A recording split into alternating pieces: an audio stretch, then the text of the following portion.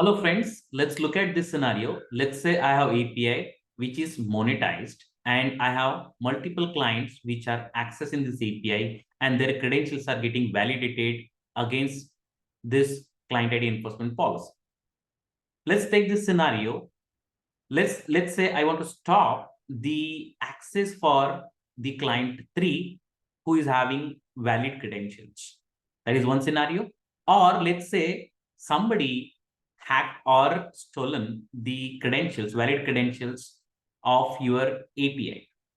Now, how you can control without writing a custom code? Here is the case. Here, you'll be able to control these two scenarios by using IP whitelisting policy.